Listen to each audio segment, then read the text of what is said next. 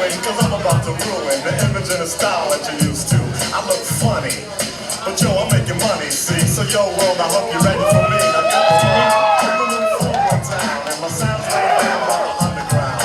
I drink a ball of Hennessy you got on your shelf, so just let me introduce myself. My name is Humpty, pronounced with the Humpty. Yo, ladies, oh, how I love to funk me. And all the rappers in the top 10, please allow me to bump me. I'm stepping tall, yo, and just like Humpty Dumpty. Alright guys, thanks for coming out. If you have a drink, please raise it in the air. Hey guys. I don't have one. Can you give me one? Sir, send it. No. That's water. Hey, that's water. Alright guys. Tristan? Where you at? Can you raise your hand? Everybody look at Tristan. You see him over there? What's up, bro? Dude lost his eyebrows. If you guys find him, send him to security. Make sure there's a wet floor sign next to Hoffman. He's known for spilling out his beers. Known to too long. All right, guys. So you guys, most of you guys know me, right? Most of you guys know me? But do you really know me? I'm about to take you guys on an adventure on the real Tommy 2.0.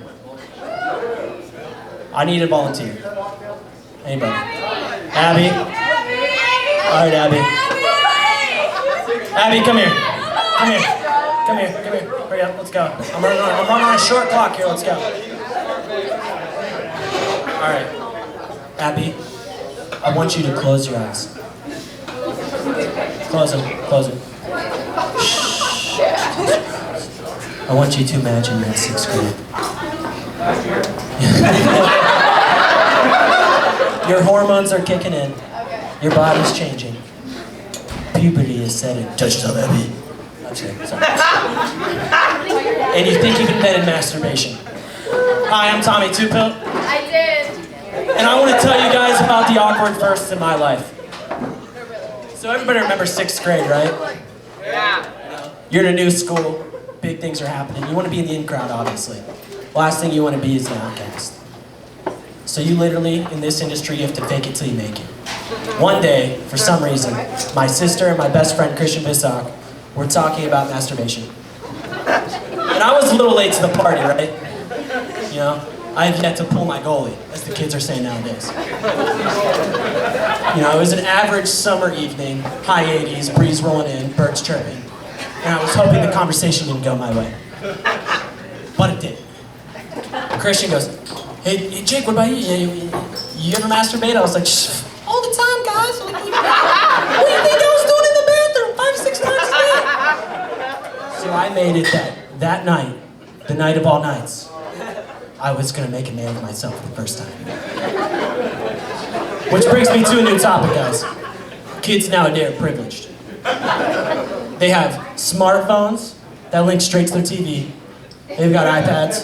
They have laptops. They have these private searching tabs. You know what I had to go to in my day? The local listing. I had to masturbate to a strict schedule. You know, my buddies would be like, hey Jake, you coming out tonight? I'm like, no, I got Botox Sports playing on Skinamax, can't come out tonight, I got my hands full. But luckily, TLC had, you know, the Playboy reality TV show. So they had a lot of cleavage in that. That was enough. Awkward transition, my grandpa's a hell of a guy. It's his job to make me a man for some reason, which he does great 9 out of 10 times. But this one time after he dropped acid, he's like, Jake, sit down. I'm like, oh God. So I sit there, right? And he's like, Jake, I want to tell you a story. A story that happened to me, that I passed down to your dad and your uncle, and now I'm going to pass down to you. So I'm like, all right, you know, I'm ready for this. So I walked into my Uncle Louie's office. Normal day. He's up on the ladder fixing a light, which seemed pretty good, Abby, right? Right. Wrong. He was getting blown by his secretary, which sounds pretty good, right? Right, Abby? Right. Wrong. Love it. She was about 350, very homely. He walks in, he's like, oh my God. Runs out all like, oh my God. Comes back in the next day, he's like, Uncle Louie, what the fuck were you doing? He's like, Danny, I'll let you tell him. Or you sit down. You listen to me and listen to me good. Grabs him in by the shirt. You never took down a blowjob ever. Might be the best damn dick suck of your life. So I took that to heart, right? I took it to heart. I've yet to turn down a blowjob. I've had some surprisingly really great ones. And some unsurprisingly really bad ones. But obviously... So fast forward with me a little bit. I'm 16, top of the world, got my car, zooming around. I'm over at my girlfriend's house at the time. You know, I'm trying to play it cool, you know, keep it down kind of deal. And I'm watching a movie with her parents. And they go upstairs like, Jake, you can leave in about an hour. You know, and I'm like, all right, you know, I'll keep it real, you know. Trying to be on a good, you know, with her dad, you know, I don't want any bad juju there. So they go upstairs, things get hot, obviously. And, you know, we start making out. And things get a little, you know, way too hot, you know what I mean? You know, she starts going down, if you guys didn't know what that meant. And I'm thinking to myself, you know, I don't want her dad to come downstairs. He just went upstairs like 10 minutes ago. But there's something in my head that's telling me, which is probably the same thing that's going through every other 16-year-old's brain at this point in time. Their grandpa's voice. Never turn down a blowjob, Jake. Never. Might be the best damn dick suck you life. So I let it happen, right? Had to take one for that. So I let it happen, right? Sure as hell, 10 minutes later, the dad walks downstairs, sees what's going on. I don't really have an exit strategy at this point. So I'm just like, and out of there.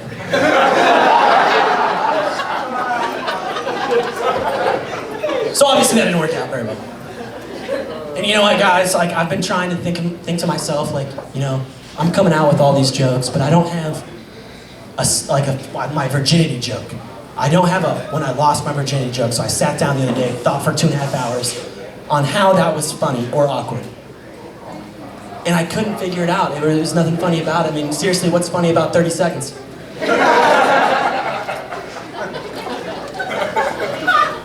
So I kept it cool during high school, you know, I kept it down after that chick, you know. And then I got to college. And I was like, you know, I promised myself I'd never date in college, but after my first semester, I was like, all right, let's go. And I was dating this girl, she was full send status with the boys on Send and Brews, which, you know, I thought was cool, right? You know, if she's gonna full send some brews with the boys, like, you know, I'm down. Rona's with the boys with the lime, you forgot, bud. But, Rona season. woo! Woo! Yeah, so we're full sending them. 1 turns into 2, 2 turns into 3, 3 turns into 4, 4 turns into 14. And she's all walking around like, woo! There's always a woo girl. I don't know about that. There's always a woo girl in her. Yeah, Abby. Woo girl. So she looks at me and she goes, Jake, will you go to the bathroom with me? I'm like, oh, yes. I'm gonna get some, right? Right, Abby? I'm gonna get some, right, Abby? Right. Wrong. So I walk in there and she's dry heaving. I'm like, fuck. Not again. She looks at me, she goes, Jake. Will you help me vomit? I looked at her dead in the soul and said, absolutely. So I grab her hair, stick my finger in her mouth, and I'm about 3 knuckles deep and nothing happened. And it was at that moment I knew I loved her. But obviously that didn't work out either. So I go to the one place a guy goes after a big breakup, which is what? The porn store. I'm looking at shit, I'm like, oh shit, this is wild. They have realistic sex dolls in there, you guys believe that? So I bought one, obviously. And this thing's so realistic, it just wanted to be friends.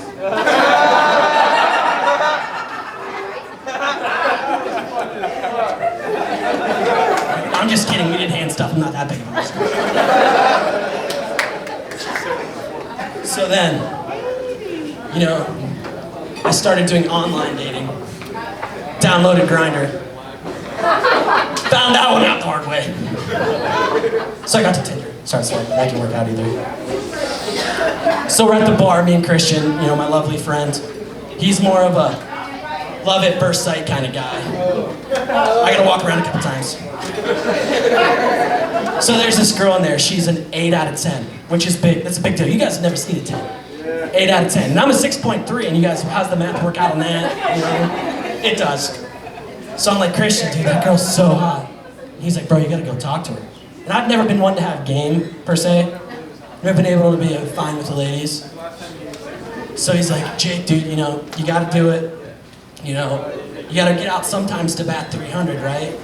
And when you put it in a sports analogy, you know, guys get it, and they're like, okay, if you're gonna put it like that, I'm gonna go do it. He's like, the worst she can say is no, right? He's like, those are the rules. And I'm like, well, if those are the rules, I might as well go do it. So I like, pull out my shades, make sure I'm looking fresh, you know. Walk up there, put my arm around her, and I'm like, you know I saved a girl's life last night? She's like, really? I said, yeah, I pulled a 10-inch piece of meat out of her mouth. You want me to save yours? So she pulls out her pepper spray. You got 5 seconds to get the fuck away from me or I'm pulling. I look back at Christian and go, I think she broke the rules. All right, guys. So who wants to hear the story of the first time I blacked out? So would I. So if any of you guys were there, I'm about to get off the stage, so come see me. Thank you guys for all coming out.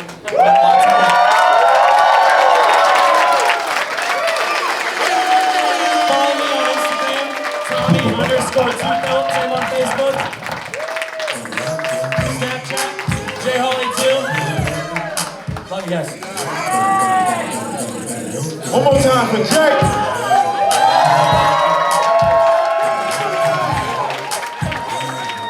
I love that jersey too, man. I love that jersey.